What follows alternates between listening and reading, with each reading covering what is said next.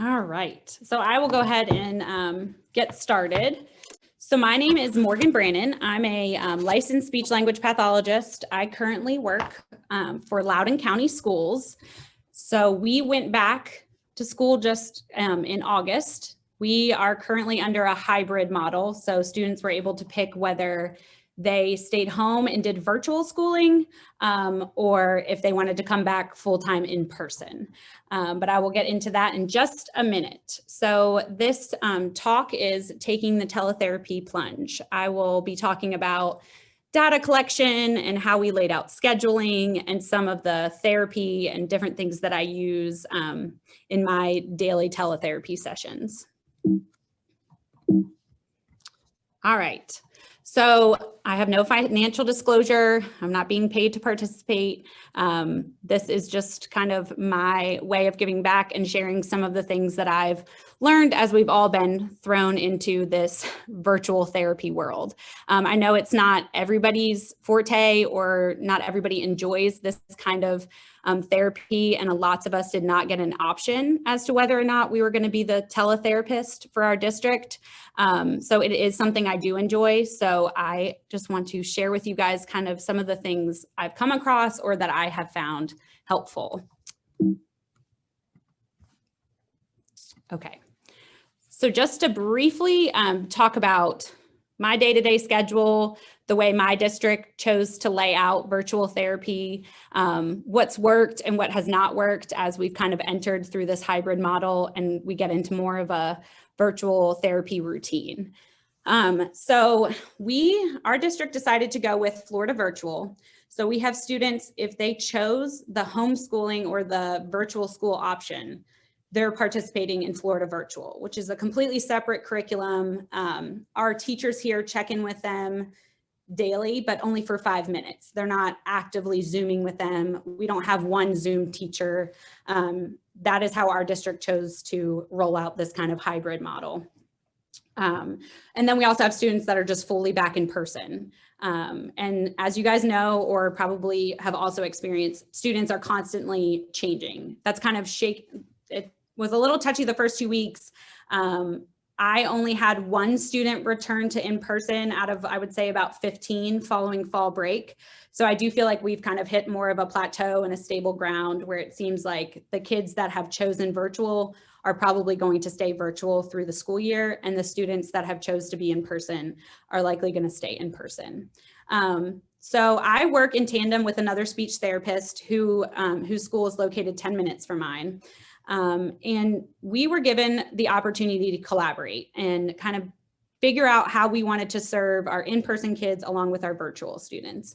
So that was already a blessing and an opportunity that I know some of my fellow speech therapists don't have. But the way we decided to do it was I would take over the virtual therapy since I had a little bit more experience and I was a little bit more gung-ho to try to learn it. I would take on her virtual students. And then she would continue to just see her caseload. So I was able to work her students in with mine, which is fantastic. It worked out well for both of us. So I have 2 full days of virtual. That's Tuesdays and Thursdays. And I do virtual from about 8 o'clock in the morning from anywhere between 11:30 and 12 in the afternoon. So that's long, but they're back to back. It's a little difficult because I picked up about 6 to 10 new students. And I say that just because they fluctuate and you pick up new ones, and I did not take the time down to tally, but about 6 to 10 students that I had never met. I did not know their therapy goals. I had not been their therapist for, the previous years or identified them, and we're starting with virtual. So that was pretty difficult to just pick up and have to start virtually with students and parents that you weren't familiar with.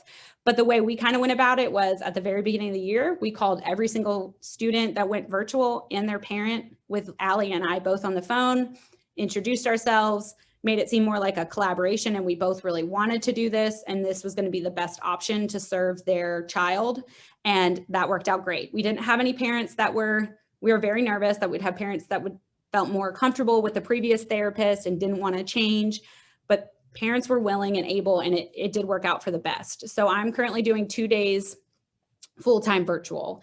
I do have one blended group with a student who is in a private school, and his mom FaceTimes me on the way home from school while I have another student in front of me. And I will say by far that is my most challenging group, not only because that student that Zooms in is in 4th grade and the student that's sitting in front of me is in 2nd, and he is working on late artic, almost done, and she's working on language. So that is a very difficult group to manage, but I will show you guys kind of some of the things that I have tried, what's worked and what hasn't. So just briefly, I wanted to review, I feel like when we talk about teletherapy, it's so easy to talk about the cons and the things that are really difficult. But I wanted to draw attention to the pros as well. So there are some things that I've noticed that have been nice about being the teletherapist for this side of my district. So one major thing is, and I know this will not work out for everybody, but I got to group my students based on their area of need. So for example, I have a group of 3 boys that come to see me for R. They're all working on R, different stages of R, but I get to group them all based on the particular sound they're working on. So it's not based around their school schedule or anything like that. I do see students back to back, so I've scheduled them so that I don't have any gaps, and that leaves me a lot of time, a larger chunk in the afternoon to do paperwork, or I also follow up with our TIS population, so to be able to schedule evals or conference with teachers. I know how hard it is to find large chunks of time as a speech therapist in the schools. And so that has been worth sitting on Zoom for 4 hours for me. It's also nice that I'm able to set reoccurring links and parents are able to log right on. It's pretty seamless. I know a lot of people have had difficulty with no-shows, but the kids that I have, they show up, they're usually there before me, and it's been pretty seamless. And then also I've actually had groups mix because I have another speech therapist student on top of my own students, and then another student from a different school that just kind of was an outlier. And I'm able to group them based on ability or groups that I think would go well together, which means some of my students who would have never met that student get to learn and grow together and invite each other to birthday parties. And that's been really fun to see even virtually. Some obvious cons are when you're transitioning students from one speech therapist to another, there's a lot of safety that they feel with that initial speech therapist. So you're having to do a lot to earn trust and buy-in and let those parents know that you also are comparable and that you will try your best and learn 10 new students' goals and the way they were learning it previously. But what's awesome is it allows even more opportunity for me and my other speech therapists to collaborate. We get to talk about those kids. Now we've both seen the errors or what they're struggling with. I get to give her my input on those students, and she gets to help me with where I might be stuck. And then obviously, I wish I would have done my scheduling just a little bit differently because I have no time to go to the bathroom. I have no time. If somebody comes in and wants to talk to me, I legitimately have to either hit mute or let them know I cannot talk, put a sign on my door or hide because there's no even resting your eyes. It's 1 second after another, they're logging on.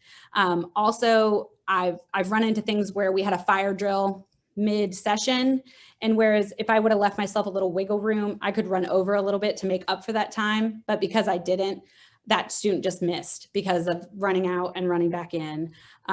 Or, you know, my daughter hurt her foot one day and all my sessions were stacked, so I didn't even have enough time to warn my next session I wasn't coming. So those kind of things, if you leave yourself just a little bit of wiggle room, I think would be very helpful if I was doing this over.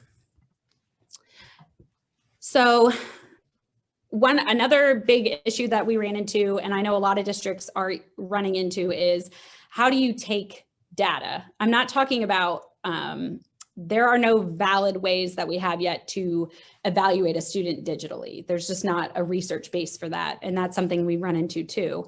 But how do I take good digital data?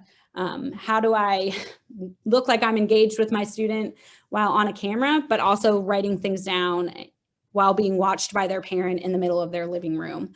That can get pretty nerve-wracking.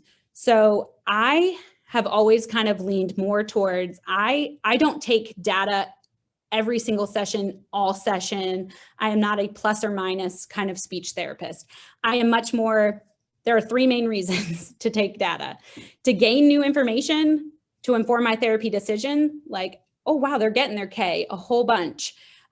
Is this spontaneous? Is this more just because of my modeling? So maybe I'll give them a K list or a SCAT to see, am I really hearing what I'm hearing, or is it more my therapy technique?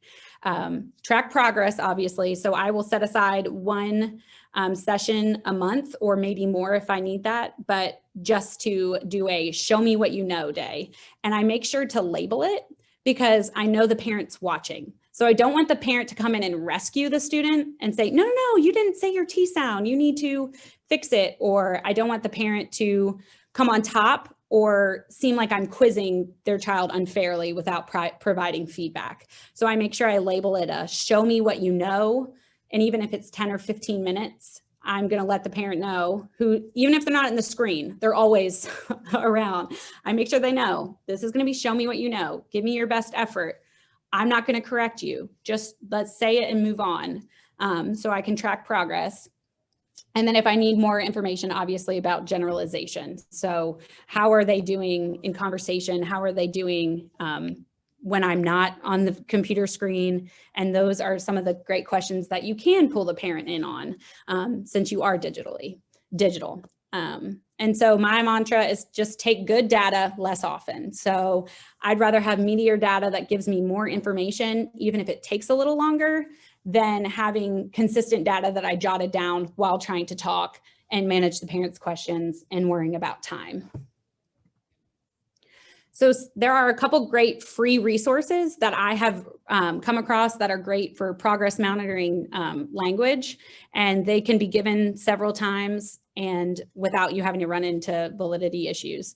One is called the Narrative Assessment Protocol, and if there's time at the end, I've pulled up some of these links, and any of these you can Google, and they're going to be the first one to pop up. But a narrative assessment protocol is just that. It's a standardized measure that's free. You create an account, and they have about 4 stories. You read the story directly to your student, and then while they are looking at the pictures, which you can download into your iBooks or have on a PDF, they tell you picture by picture. They retell you the story.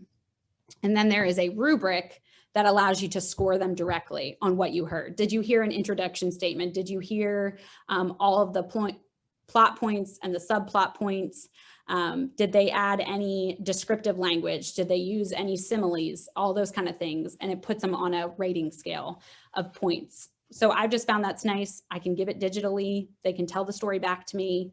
Just make sure you tell the parent not to drop hints. You just want to see what they know. The next, and that takes about 30 minutes. You also, if you're running out of time, could ask the parent to record that if they feel comfortable. Explain the procedure to them. It's laid out. It literally says page 1 and gives them a script, and have them record their student kind of like a language sample and send that to you, especially if you're doing, PLEP testing or anything like that. There's monitoring of indicators for scholarly language is a similar rubric. So it's a rubric set up, but for me, it's just helpful. I know what I'm looking for, but when a student's just retelling me a story or a narrative, it's helpful to have a rubric that can show growth, can show exactly what you're looking for. That's harder to just make yourself. So these are already ready-made, research-based narrative assessment and different protocols that you can use. The executive function challenge task is great for your students on the spectrum, and you can look it over. Again, it's another protocol taken. I get a lot of my info from the Informed SLP, which I know that's a paid subscription, but it is a wealth of information. So the narrative assessment protocol, the monitoring for indicators for scholarly language, the executive functioning challenge task was all based on just me looking over their reviews of research articles. So the executive function challenge task is just that. It's asking your student to make a plan with you. Make a plan for how you're going to draw a zoo, or giving them the puzzle pieces, but holding back a couple and seeing if they'll ask you to join in or work with you to solve a problem. And it also has some social situations, like you're going to make a science experiment, hypothetical kind of things. That's, again, a very nice rubric, gives you a protocol to follow, and you can do it a couple times. They have a couple different tasks. And that can be hard to do pragmatics over the computer screen. So that's something that's great. You could ask the parent to join along in, make sure they have a marker, those kind of things. The Rice-Wechsler test of early grammatical indicators is a free assessment. You can pull it up. It's going to show them a picture. He is raking. Now he is done. Tell me what he did. He raked. So they have third person singular S. They have past tense ED that has irregulars mixed in. A very quick visual. You can give it digitally. It's already digital. And that's just a great way to progress monitor those grammatical morphemes. And then percentage of grammatically correct utterances. This I had to tweak myself, but language samples, especially in the schools, are difficult to take because I don't have time to sit back and listen to your child's 10-minute conversation and write down everything they're saying. But I do have time to show them a visual scene and ask them to give me one sentence about it. And you do that for at least 15 pictures. You score them as 1, that was grammatically correct, or 0, that was grammatically incorrect. And then you get a rating based on that. And that's been shown to be a pretty valid measure of whether the student has good grammatical understanding. So I also get to see their sentence structure. Do they add any detail? Are they able, if I say, start your sentence with yesterday the bear was sleeping, can you change it? Are you generalizing those past tense verbs that we've been talking about? So that's just kind of one of those measures that you could give a couple times and see if their sentences get more complex, or if they're able to give you more detail, if they're able to conjugate the verbs. It's just a quick way, and then you can get a percentage, which I know a lot of us in the schools, our goals have to include those. So percentage of grammatically correct utterances, I have made my own. I can't share it because a lot of the pictures I took were from the internet and I don't have copyright on those, but I can kind of show you guys how I did it and you could make something similar. So for speech, there's another great free resource called the Atlas, and it does rhyming, sound blending, segmentation, letter sounds. I'm big on phonological awareness, and this is a task that you could give. The parent could log them in, or they could kind of do on their own time. And it's a free account. It was made by researchers, and you could get a good feel about their phonological awareness or their sound ability. Percentage of consonants correct, another great way. Digitally, I can just this is a great quick screener. It already measures out how many consonants are in that sample. So I would be able to give this child my words, or if they're working on K, you can calculate how many consonants, total consonants they got read correct in any sample you give. So it's just like it sounds. You would want to count up the number of possible consonants in a sample. I usually aim for 100 because that makes the math simple. And then you count how many, so if your kid said, this morning I had a kid that said Sue for shoe, he would not get any credit because S for SH is an error. But if it was sought for shot and they got the T correct, they would get the T. If you're a speech therapist, you understand, but they would only get if they got the consonant correct. And that gives you another really quick calculation, another really quick good percentage. There's another great one. I see some of you guys might be trying to click on the links. I'm not sure if they'll work while I'm in the presentation, but I'll show you some of these. There's also an intelligibility and context scale. It's a quick little scale that just says, I feel like my child is, I can understand my child. 5 is all the time, all the way down to 1, which is rarely. And that one I can show you guys really quick. Again, another free resource. If you Google it, you will get it. I sent this home with progress notes because it's really helpful to feel like if parents feel like we're understanding them at the same level. So I might have one of my students, I'm like, you have no errors left. You're doing fantastic. But when I sent this home, the parent said she still is only, other family members are only sometimes understanding him. So that tells me either there's a disconnect between what she thinks I'm asking for, or when he gets away from speech, he's not being as clear. Again, gives you a beautiful percentage, average total score, and you get that great input from the family, and it's very quick. They can return it, circle it. You can even go to the teacher if you would like and ask them to rate it, and plug it automatically into your PLEPs. There's an auditory discrimination task. This is one of those things that I had not previously been doing as well as I should, but making sure your students understand the difference between, shot and shoe. Can they hear that difference, especially digitally? Because I need info about whether my kids are hearing me or hearing my model correctly. And sometimes it's the setting they're in, sometimes they're laying on the couch. It's a good, even I might do a couple words like, did I say shoe or did I say shot? To make sure they're able to really hear those speech sounds in the setting they're in. Because if their mics aren't good or their mics aren't turned up, or I always feel like I'm shouting, but maybe I need to be louder.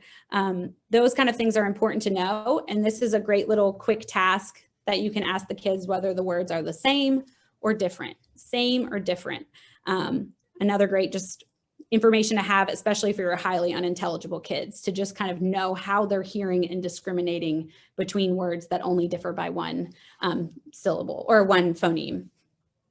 And then since the caregiver's there, I always use them. So ask the caregiver to take a log of 5 words or a word they ran across that they can't say. A lot of times I've gotten my students' names or their dad's names or random words like they were trying to tell me Paw Patrol or metal, and it came out this way. Those are kind of information you wouldn't be able to get in the school unless you got it from the teacher, that the parent is able to give you live, like here's a word we struggled with. I can write those down. I can keep them as a criterion reference sample about whether they got better at saying their name. And it's really quick, and it makes the parents feel like you're doing very functional therapy when their kid's able to introduce themselves or all of a sudden able to say their dad's name when they come home from a business trip. Those are all things that have happened, and it's just a really quick way to get buy-in as well. So in terms of taking digital therapy, or pros and cons about taking therapy digitally, I can frame each session. So I put that cue out that I'm going to do a practice day or it's a show me what you know day. I can use homework or carryover ideas as additional data samples. So because I'm giving the parents there, I can directly tell the parent what the homework is and email it to them.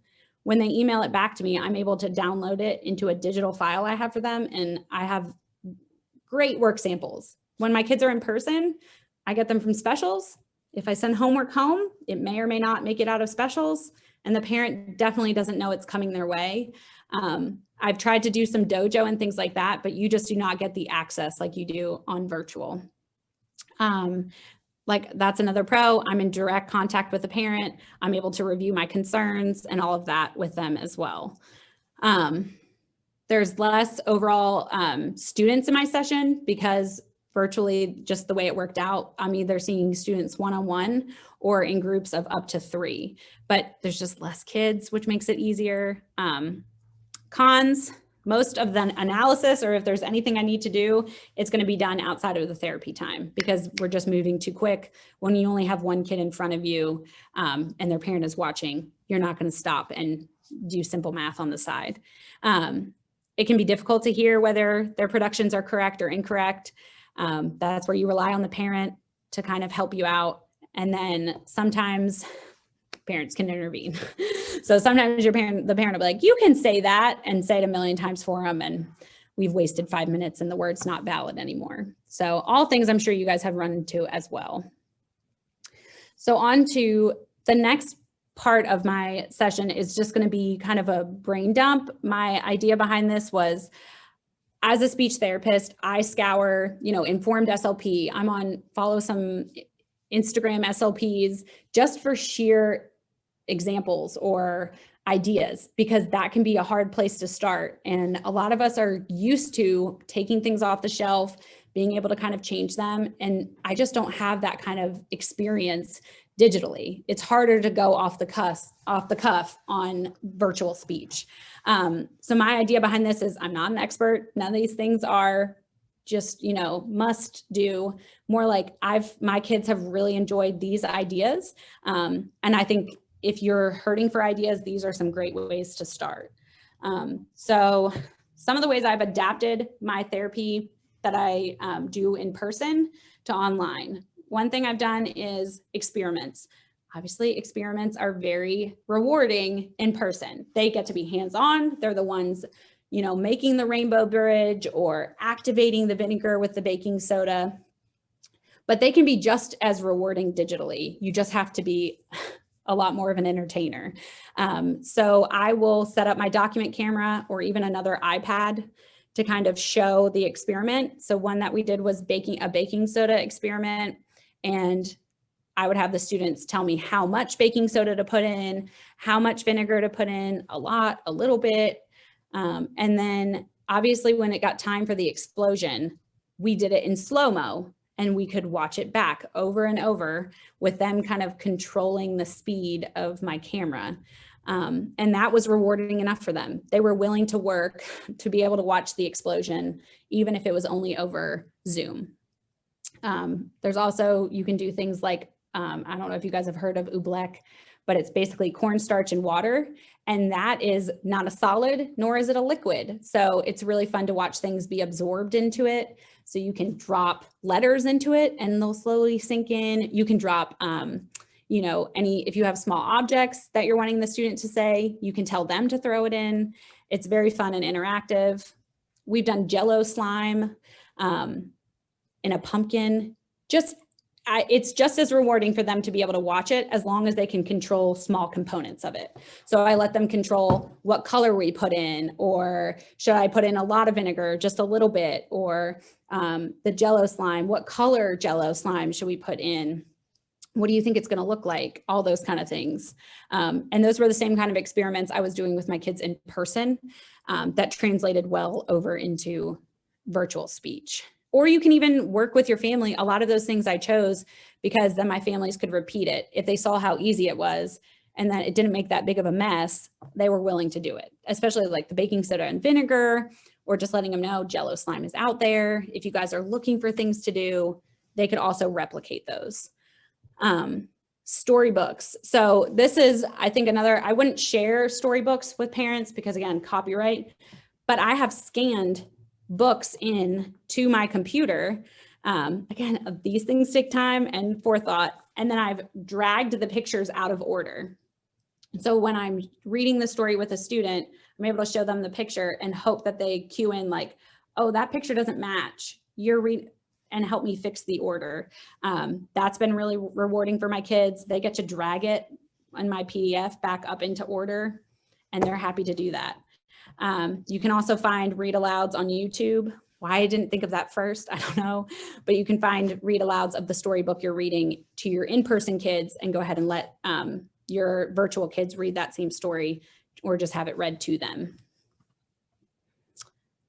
As you guys can see, get a green screen. It does not have to be anything fancy. This is made of a green tablecloth that I got at Party City. I just have it up on 2 hooks. You have to block out all of your natural light, but it is the best way to get your students to start talking. What do you notice? Are you going to help me? Are you not going to help me? You can ask them to make a prediction about where you'll be next, or if you have a pocket, which I have that usually will hang on here, you can feed items, all of those good things that I've seen some of the other digital therapists do. You do get a lot of buy-in, and the kids will be more willing to participate. I just got off a session with one of my students who is on the spectrum using AAC, and I'm pretty sure that the sound of voices coming through the computer is a sensory thing that she cannot handle. So I do a lot of modeling with her device. And then we do fun things like today, she made me, see if I can pull it up. She made me jump on the trampoline. So you just go up and down. So she just hit jump, jump. Then she told me I had to go down the slide. So I would start at the top and jump down and go under the table to go under the slide. And I'm getting good buy-in because she's controlling my actions through the computer screen. So that seemed to really help. And then you can go for a walk, just start far away and move forward. My entire session with her was completed via green screen. And it all came about because she was saying she wanted to jump outside. And obviously we weren't going to do that right that second with the computer, but I was able to bring up a trampoline. And then next she told me to go down the slide. And if you know how to copy and paste or take a print screen, you can go anywhere your child requests. So you can do child-led therapy just based on whatever your child's giving you. And it's nice because it's copy and paste or a Google search away. So I didn't have any of these saved. I just went ahead and whatever she was saying, I quickly tried to find a picture and act that out. So you can have them describe what they see. We talked about the trees. Do you think it would feel warm or would it feel cold? Would it, are those trees tall or are those trees short? It's just a really easy way to get the kids to start talking to you. If you're gonna have your head eaten by a large snake, or you can go swimming, all of those kind of things. I apologize for my phone. Another great thing I've done with my older students is use a chat box for feedback. So I'll ask them to chat back and forth with each other. So not chat back and forth with each other, but I'm going to give you a word like run, and I want you to type it out to me. And then give your peer a smiley face if they spelled it correctly, or give your peer a smiley face or a thumbs up if you heard them say it correctly. Anytime they get to click on the computer seems to work best because they're active and they're engaged. And then just some simple phonological awareness tasks like sound counting. You can do that with a green screen too. You can have boxes up here and count, or on PowerPoint, you can copy and paste a picture of a cat and how many cats or how many sounds are in that word. And you drag down how many sounds you hear based on whatever preferred picture they want. And you can kind of use it like a token board. And another accessory that I know not everybody is going to be afforded is an iPad and an iPencil. And the reason I like that is because I can write directly on my screen. So I will duplicate something here so you guys can see kind of what I'm talking about. Let me just erase the student's name. I use a program to take my data called GoodNotes, and it works with the Apple Pencil. And I'm just going to AirPlay my.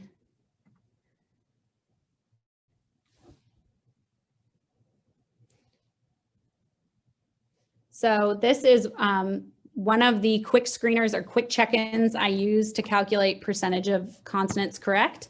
Do not critique me on my phonics or the way I'm choosing to do my transcribing. But what's great is I can directly mark right on the screen live. So if I was wanting to do some kind of activity where I wanted to see the student, they said tup, I could say, I heard up. I would probably write the real word, tup. You put a T for a K, and I can highlight. I can copy and paste. I can bring up all kinds of things directly onto my iPad and show the student that live, almost like a whiteboard, but because I'm able to import things from the internet really quickly, I can pull in different Artic worksheets they're doing, or any of my Artic or my data sheets if I want them to see live how they're doing. or I can show parents things and how I would not jot things down, or it's just been very helpful to be able to show kids, you know, writing. I constantly write on my tabletop as like a whiteboard. And this is the closest thing. I know there's a whiteboard option, but this has been the closest thing that I've seen to being able to do it kind of digitally. So I use GoodNotes to take all of my data. I have a digital file for all of my students. And that's where I'm able to store kind of some of our work samples and things like that. And I think this just goes over some of the helpful websites or apps. Like I said, GoodNotes is on there that I use to take my data, and I'm happy to answer any kind of questions about that. I know not a lot of districts take data digitally. That's something we started last year, and I really like it. Education.com, just if you're needing quick worksheets, highlights, and hidden pictures. Obviously, boom cards. That's something that our district also gave us, and it's been very helpful for that buy-in and engagement. And ABC, yeah, it's just another one of those, has a lot of different games, interactive kind of things that the students can do as kind of a reward. I hope everybody knows about Toy Theater. That also has a lot of games. But these are the ones that I think are less common or less talked about. So if anybody has questions or anything they really want to, and what platform am I using for therapy? I see that question rolled in. I am using Zoom for therapy. So I'm using the same platform we're using today for all of my students across the board. But I will just go ahead and show you guys some of those narrative assessment protocols and things like that as we wait to see if there's any questions. So this is the narrative assessment protocol. And if I log in, it's free to register. They also have trainings, so you can make sure that you are administering it and giving it the way they want you to. Materials, here's the different stories. So here's the script that you will give. Like I said, that's easy to tell a parent. I want you to read this book. Page 1, you're going to read this. Obviously, if you have a parent that's not as willing to not interject or help your student, you might not be able to rely on it as much. And here's the data that you can take on it. So did they give you a title? Did they remember the characters' names? Did they use any of that good prosodic cues like elongations, gratuitous terms, to verbs, adverbs, those kind of things. All great things to track, but I just have a hard time doing that without having something in front of me that strictly helps structure what I'm looking for. And so since they have 4, I might give 1 at the beginning of the year, 1 in the middle of the year, and 1 at the end to see how my student does. This is the Rice-Wechsler. They have a full manual, the scoring sheet, the picture probes, they're all given through PDF or PowerPoints. So they will make you, or it will have to be downloaded. But I'm happy to show anybody else anything else they would like to see. Does anybody have any questions? Does everybody do about the same thing? I think that's one of the great things I've come across too, working with other therapists that do it digitally. I've always had a lot of parent involvement in my sessions. I've just been the lucky therapist that has the parent that wants to come back.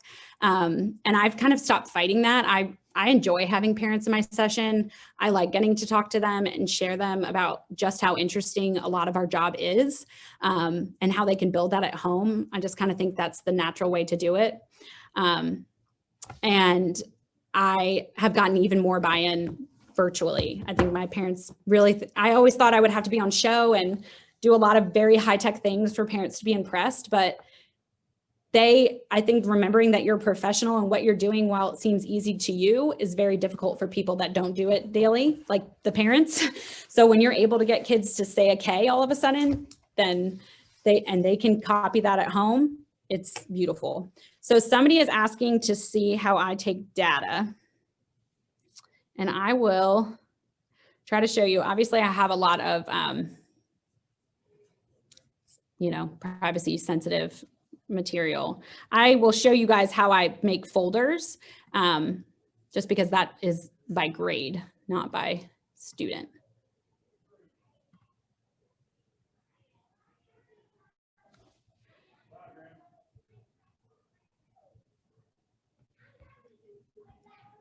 So if you see here, I have it by school. Some of the materials like the speech sound cues, those are things I just do kind of routined. So they're saved at the top. This is each grade level.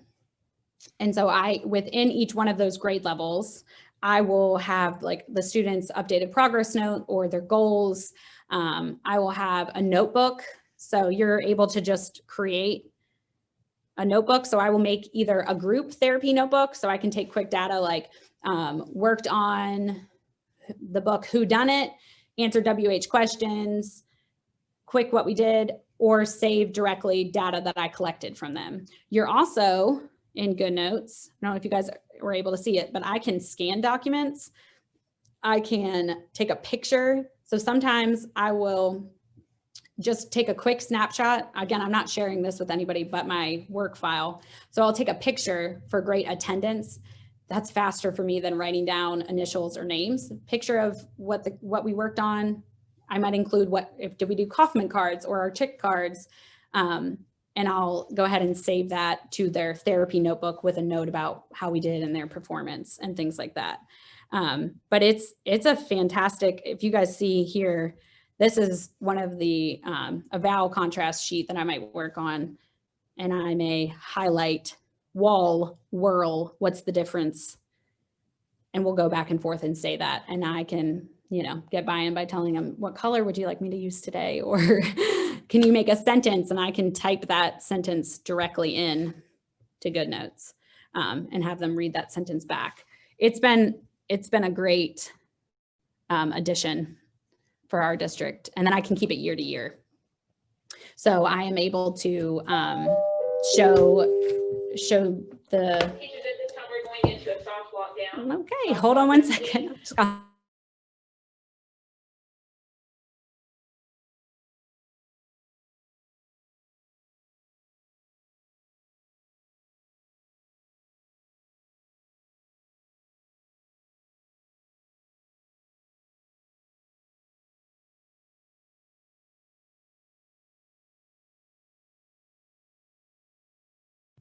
I apologize for that. So I'm still in a school. So it is never a dull moment. So I just had to go lock my door real quick. Let me pull up some of the other resources that I discussed. And like I said, I am open to any kind of questions you guys may have. I wanted to pull up another really good. Morgan, I think somebody was asking about where to find the single word screener. Yes, that's the website I will pull up next, because she has a ton of fantastic resources. And I will show you guys exactly how I get to it. Okay, so Caroline Bowen has fantastic resources. The vowel contrast sheet that I showed you guys, like board or bird, that I just showed you on GoodNotes, is hers. But let me show you quickly some of the percentages of consonant correct. So you go to her resources index, you go to children's speech assessment. She has all kinds of things. But I go right here to the quick articulation screener.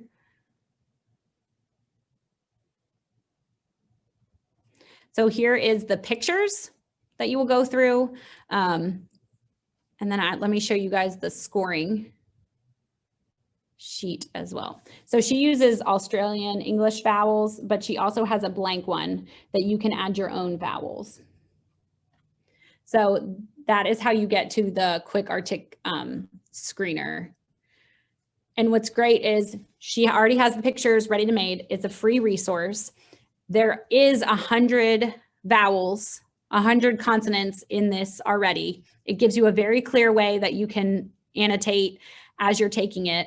You can give it, if you're looking for more information on a student who you're trying to decide whether or not you need to consider further testing or anything like that, I've found it's nice to give me a good measure of intelligibility. So if they're getting a ton of consonants incorrect, even if they're, you know, some of the later developing, that's going to start impacting their intelligibility really quick. And that gives me a little bit more of a gut feeling like, okay, that's why this kid is so far off. I'm hearing a lot of R errors, but he needs help in a lot of areas. So I'm going to go ahead and pick him up. That's the other way I've kind of found this helpful.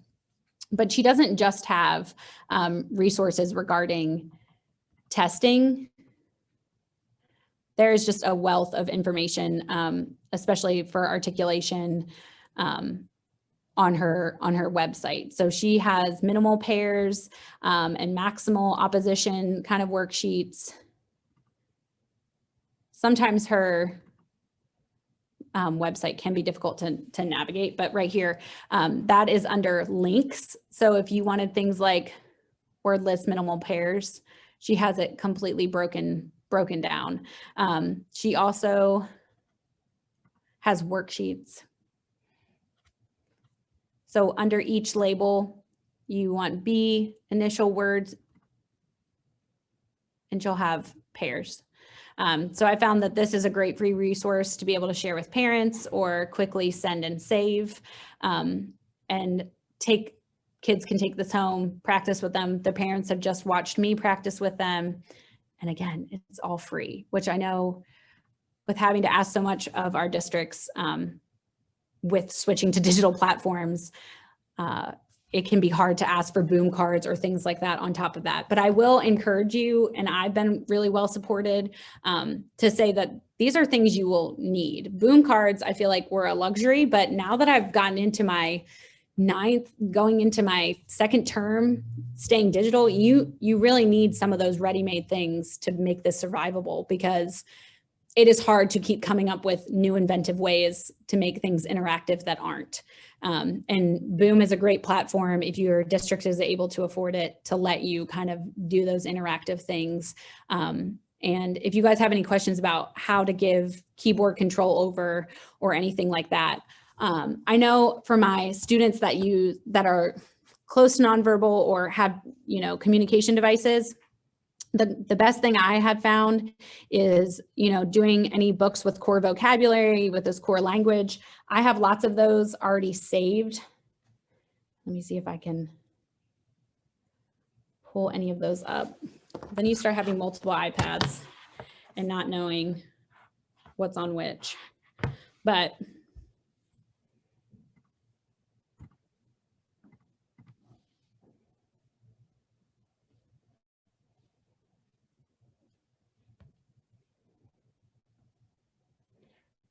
so I might make sure the parent has their device up, and in iBooks, if you can download the core books, you can go through them just like you would if the student was in person. So we can read that a couple times. I might even be able to pull up a stop sign virtually and run my car, stop and go, stop and go. The green screen really has been the best way to make things interactive, because I can pretty much make me go anywhere, do anything, describe things. That's really, that would be my, if you were looking for something, and you can go out and buy it today, because it just needs to be green. I don't recommend any other color. I tried red first, and it will make you have a complex, because it'll pick up on any red tones in your face and project the screen on there. So it's best to just go ahead and get your something that's a green screen. And I know now you don't need a green screen to do digital backgrounds, but if you guys see, that keeps me from having that choppy configuration around my head. And I just think that makes it less distracting. But I have asked a couple of my parents for just questions about, or what they thought was going into digital therapy versus the reality. And the feedback that I've been given is, parents, I think, are very hard on themselves. So they're worried that they're still not doing it right. And that if they were in school, it would be better because the teachers would be able to make them sit or behave or do it better or be more consistent, which I think we know as professionals may or may not be true. But I think I've seen a lot of growth just overhearing my parents be able to start using the same language I do. That specific verbal feedback is incredibly important. And a lot of times I'm not saying that to the kid. I'm saying, wow, I heard your K sound at the end of the word. It was perfect. We have been working on the K in the end of the word in the hopes that the parent will overhear, oh, they're working on K on the end of the word, and not be expecting them to be able to produce their K sound everywhere perfectly just yet. But it's so nice to have parents be able to say, I do feel a lot more confident. I feel like I understand what they're working on so much better, and have that great buy-in and back and forth with them. And scheduling meetings is easier too, because I see you every single week. I know you're right there. I'm able to say, can you please remember we have a meeting on Thursday? Let me know if you have any questions, those kind of things. So I have found a lot of positives as long as you are not kind of feeling that pressure of having somebody watch you. And I think one of the most eye-opening things was when I asked the parents of some of my very highly unintelligible kids to just write down 5 words. There's got to be words that you run into that are frustrating, that you're not sure what they're saying, and it's driving you crazy, or you figured it out and it was so off of the target. And they had a hard time coming up with them because their lives are hectic and they, aren't always paying attention to their speech. They kind of just get used to it. So you really are coming in and working on something. And I know I try to steer away from as much. I still do parent training, but it's almost indirect because my parents are getting so much parent training or so much, it's difficult to engage your students. So I'm just going to talk to you. That's kind of what I've seen. It's easier for me to give you the information, and that my parents are full up on that. So I've just been doing a lot of modeling and showing them. I don't put too many additional homework demands or anything like that on top of my parents, especially with Florida virtual, because I think that's a lot to keep up with as well. But I think just knowing, again, not a teletherapy expert, I'm just the one that agreed to do it. I am interested in learning new things. I am interested in seeing if there's a fun new way I can use technology.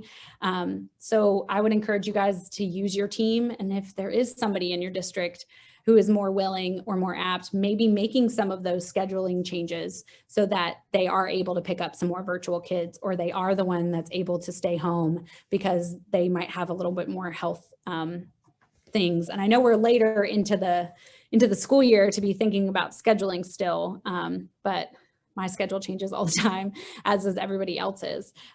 So if those are things you guys can think moving forward, I know that's been really helpful for our team. And being able to pick kids up just because they're zoned a different school doesn't mean that I can't pick them up and I get to stay at majority one day, or majority I get to stay at one school. So that's been a positive as well. I would make sure that you have a sign outside your door that says virtual. What's also awesome is whenever anybody in my building sees my green screen up, they just don't come in the door.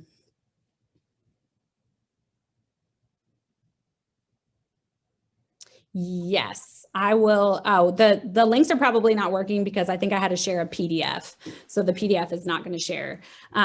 If you want to also just Google some of those resources, like the intelligibility and context scale should just pop up. But I will be happy to provide those resources and those links to you guys as well, because I know that's the name of the game, being able to just get the information and quickly incorporate it into your next digital kid. I will just briefly talk about how when I have a kid in person and digitally, luckily that only has to happen twice a month, but what I will do is set him up so he almost becomes the instructor since he's older. So he's able to read for me, even on his mom's phone, read me a WH question that then my other student can answer. And then he helps give feedback on that was good, or I think she said this. And then he's kind of to the maintenance phase. So he's able to kind of become the speech therapist digitally And then they have a great little rapport. They know each other too. So they're able to go back and forth and have conversation, which is great for my language student. But that is by far my hardest session because he's in a car and the internet doesn't work. And I just give myself a lot of grace, and it does not have to be perfect. So.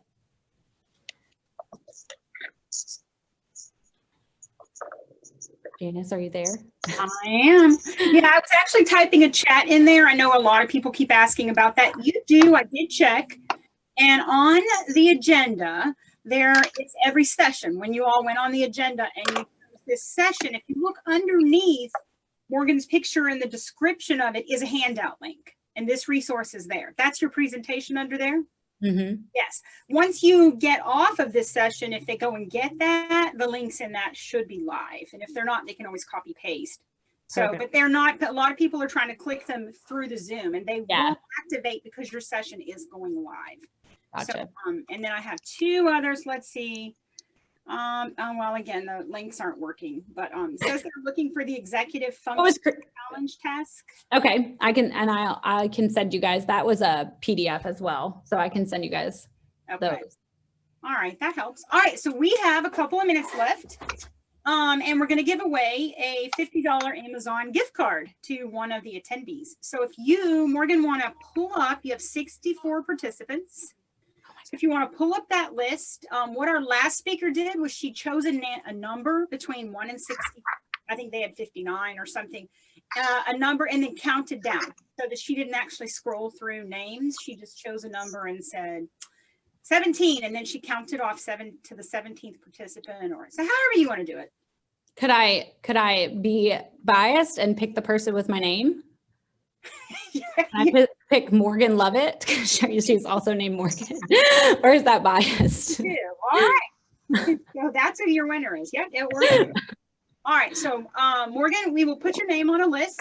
And if you push it out in a notice across the app, and after the conference is over, we will email you your $50 Amazon gift card.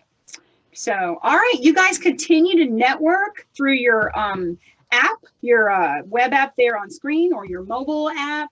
And Morgan is on there as a speaker. You can always connect directly with her, leave messages, make your questions there, and then share your information among each other. And I do have some experience with zooming into kids' like actual devices. So if you have students with eye gaze or anything like that, so like using a Tobii device and zooming into it and how to remote control their device from your device. I think some of that can get complicated very quickly if you've not done it, and it's hard to do it with a parent right in front of you.